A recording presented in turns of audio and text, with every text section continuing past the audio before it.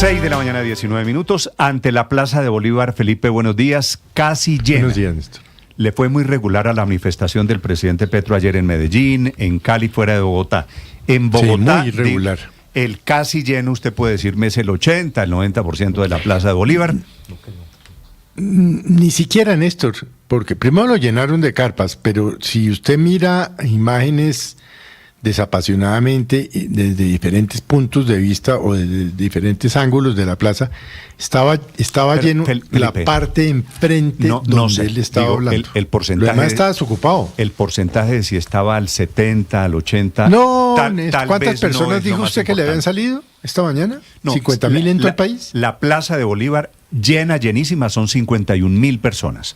Correcto. Como no estaba llena y hubo 2.000 en Medellín, 2.000 en Cali, 500 en Barranquilla, 500 en Bucaramanga. Todo eso, en el mejor de los casos, si usted quiere ponerle, 55.000 personas. Pero eso siendo súper optimista. No, por eso. Sí. Pero Felipe, En el mejor no de es, los casos, sí. no es lo importante. Me parece que lo importante... Sí, no, pero no había Petro una ya gran no llena motivación plazas, Petro ya no convoca, hombre.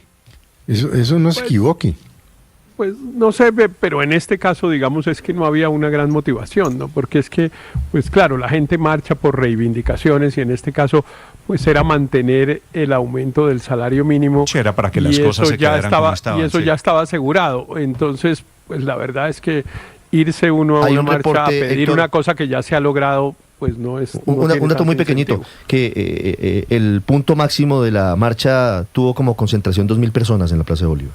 Es el reporte que tienen a esta hora desde el centro de manejo de estas situaciones. Respetuosamente, cualquiera que sea la cifra, yo estoy de acuerdo, la convocatoria no tuvo la participación que hubiese querido el gobierno.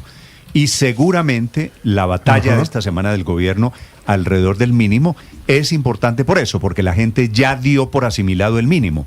Tan asimilado está que hoy el mínimo sigue siendo el mismo de la semana pasada. El gobierno volvió a emitir el decreto, anoche firmado ya por el presidente de la República, con el 23.7%. Así que no hubo discusión alrededor del salario mínimo. 23.7% quiere decir el mínimo para los trabajadores que se lo ganan, o para quienes dependen del mínimo, o para quienes estaban pendientes de aumentos de bienes o de servicios por el mínimo, ya se quedó en eso. El mínimo era y es de 2 millones de pesos. En esa tribuna, Héctor, el presidente Petro cogió ayer la diatriba ahora contra el resultado de las elecciones, contra la organización electoral, contra la posibilidad de un fraude, que es la nueva teoría del presidente Petro. Eso sí es muy grave, Néstor. No, grave no, gravísimo. El tema de la confianza en la organización electoral, pues es un tema absolutamente esencial, digamos, para la democracia. Uno tiene que confiar que el procedimiento electoral realmente va a reflejar la voluntad de los electores. Y el presidente lleva, pues bueno, años, casi diría, tratando de desprestigiar el sistema, pero claro, en la campaña lo volvió a convertir en una bandera de manera completamente injustificada, Néstor, porque la verdad es que el sistema electoral colombiano seguramente tiene algunos defectos y algunas cosas que pueden perfeccionarse, pero es un sistema que da mucha confianza, entre otras cosas por una sola razón, Néstor, que es porque mira mucha gente alrededor de esas mesas donde uno va y mete el voto, cuando abren esas cajas para empezar a contar, alrededor de cada mesa de esas hay decenas de personas, testigos electorales, personas de la Procuraduría, los jurados de votación que no se conocen entre sí. Entonces, la posibilidad de una especie de conspiración para marcar en esas tarjetas sobre las que está reclamando el presidente un resultado distinto al que es, pues es casi imposible. El argumento del presidente se produce y la nueva vieja batalla, apenas a 2 semanas de las elecciones, diciendo que hay que capacitar a los jurados electorales, como si ya no estuviesen capacitados. El sistema electoral que lo eligió a él, dice el presidente, es un sistema que ya ha hecho fraude en el pasado. el sistema electoral que le reconoció que hubo un error en las elecciones parlamentarias de hace 4 años, es el motivo del cuestionamiento del presidente Petro, que termina metido en un desafortunado, en un desgraciado choque institucional con el registrador, que termina contestándole, el registrador diciéndole que nadie le va a enseñar, nadie le va a decir cómo se hacen las elecciones. El presidente Petro con el San Benito, Felipe, de que el E14, ese formulario E14, que se emite después de cerradas las urnas, que allí no puede haber casillas en blanco, y que por las casillas en blanco es por donde se puede meter el fraude en Colombia, que es una tesis, la verdad, por supuesto, que no es cierta. El sistema electoral en Colombia está blindado, tan blindado que eligió presidente de la República, eligió alcalde de Bogotá, eligió congresista en 5 oportunidades a un señor que se llama Gustavo Petro Urrego. Así que esta es la batalla del día. El presidente Petro ha escrito casi 30 mensajes después de abandonar la tarima en la Plaza de Bolívar ayer en la tarde-noche. El presidente Petro se subió a la otra tarima, que es la tarima de las redes sociales. Andrés Carmona. Así es, Néstor, muy buenos días. Y es que a lo largo de esos 30 trinos, el presidente de la República comenzó a permear la idea de un presunto fraude para las elecciones del próximo 8 de marzo. Le voy a leer solo uno de los tantos trinos que ha emitido el presidente de la República. Abro comillas: no deben dejarse casilleros en blanco en los formularios. El software de Thomas Gregg debe ser auditado por expertos a profundidad. El software de Indra ya es un resumen. No puede Thomas Gregg manejar software de cómputo electoral cuando al mismo tiempo maneja los datos de los colombianos por su incidencia en la cedulación permitida en la registraduría y en los pasaportes, que aún quieren entregarles y aún mantienen la base de datos. En concreto, una empresa privada sabe quiénes con nombre propio están en el exterior. Si le dejan también el software de cómputo, puede hacerlo votar sin su consentimiento, solo poniendo su nombre y cédula en el formulario. Otro de los tantos trinos del presidente de la República: ya vivimos fraude poniendo formularios con guión, ahora imaginen con las casillas en blanco. No se trata de estimular el fraude, sino de desestimularlo. Comenté todas las flaquezas del actual sistema electoral con la misión que llegó hoy de Europa, y le pido al ministro del Interior convocar a la Comisión de Garantías. Al menos 123,000 testigos entrenados deben ser entrenados por los partidos políticos. Dice también otro: la Constitución, la ley y el pueblo le dicen a la registraduría cómo hacer las elecciones. Esto es una democracia. Y bueno, a lo largo de todos estos mensajes, el presidente de la República sigue atacando a la registraduría, sigue atacando la forma de diligenciar los E14, que recordemos, el registrador nacional Hernán Penagos le pidió a los jurados dejar los espacios en blanco cuando no se registren votos. Criticó el software de preconteo y escrutinio de mesa que está a cargo de la Unión Temporal Disproel, pero también criticó a Thomas Gregg & Sons. Todo esto se complementó con el discurso que dio el presidente de la República ayer en la tarde desde la Plaza de Bolívar, en una convocatoria hecha para defender el incremento del salario mínimo, pero que terminó siendo un acto político para hablar de elecciones. Escuchemos lo que dijo el presidente de la República. Si al mismo tiempo a esa que le dieron el derecho inconstitucional de guardar privadamente los datos de Colombia, le dan al mismo tiempo el derecho de hacer los cómputos electorales, estamos ante un 100% de riesgo de fraude. Y yo tengo que denunciárselo a ustedes de frente. Tengo reunión con el registrador, pero esto lo he insistido varias veces. Ya la firma Thomas & Gregg hizo un fraude contra un movimiento político que se llamó Mira, y una magistrada del Consejo de Estado ordenó cambiar el software y no lo hicieron. Desacato a la justicia. ¿Por qué? Porque en Colombia siempre hacen fraude en las elecciones de Congreso, en los últimos que se van a elegir, y porque ahora puede ser peor, dado que no solo se elige el Congreso de la República.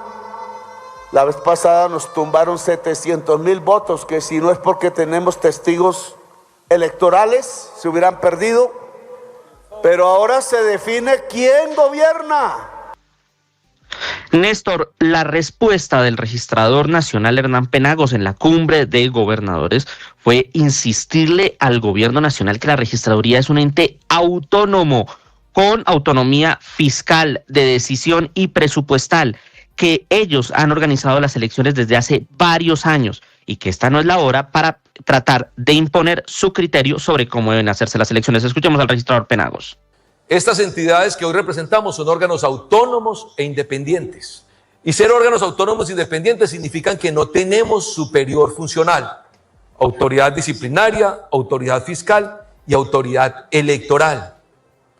Y en ciertas ocasiones se observan actitudes de asedio como si fuera obligación supeditarse a un órgano superior, y eso no va a ocurrir. Porque hay momentos de la historia de Colombia donde uno tiene en sus manos la Constitución y la ley, pero hay que tener otro atributo mayor, carácter, para entender el rol y la labor que uno tiene como servidor público.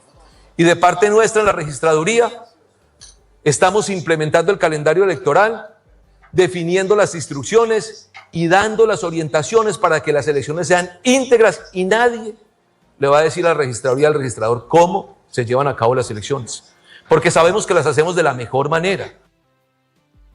Néstor, precisamente esta discusión de los E14, que recordémosle a los oyentes para su comprensión, es el acta general de escrutinio, que es un formulario que tiene 3 copias que deben ser diligenciadas por los jurados en el puesto de votación, deben ser diligenciadas de la misma manera. Un desprendible de ese E14 va dirigido a los claveros, que es en el momento del escrutinio donde revisan esos E14 para certificar la votación.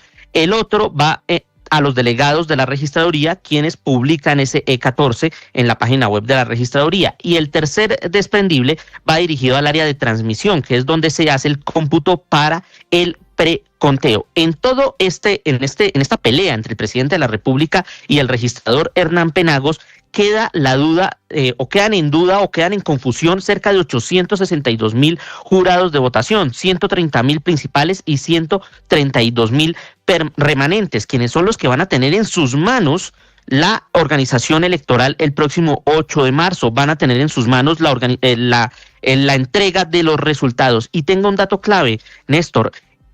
Hace 4 años ese enredo de tachar los formularios E14 fue lo que demoró la entrega de resultados y fue lo que incluso generó que se diera esa confusión sobre las 4 curules que habían desaparecido en el preconteo para el pacto histórico y que fueron recuperadas en el escrutinio. Pero escuche usted al procurador delegado para la vigilancia, el doctor José María Sarmiento, quien le hizo un mensaje contundente a los jurados de votación.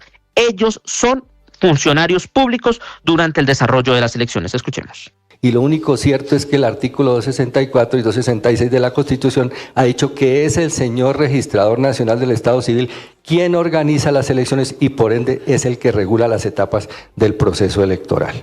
Los jurados son particulares o a veces funcionarios que ejercen una función pública transitoria y como función pública transitoria pues son disciplinables por parte de la Procuraduría. Hay que tener en cuenta que las palabras del presidente están llenas de inconsistencia. Primero, la transmisión de los resultados del preconteo se hace mediante llamada telefónica a un centro de acopio donde los resultados se reciben mediante códigos. Segundo, de llegarse a ingresar números en los espacios en blanco en los E14, estos se contrastan con el formulario cuentavotos y al haber inconsistencias se hace un reconteo. En tercer lugar, los votos son contados y los E14 diligenciados al frente de testigos electorales, miembros de los entes de control y miembros de la misión de observación electoral nacional e internacional. Cuarto, la cedulación, los datos de cedulación no están en manos de Thomas Gregg & Sons, están a cargo de la empresa francesa Idemia. Y en quinto lugar, por primera vez en estas elecciones, el software de la Unión Temporal Disproel será auditado internacionalmente,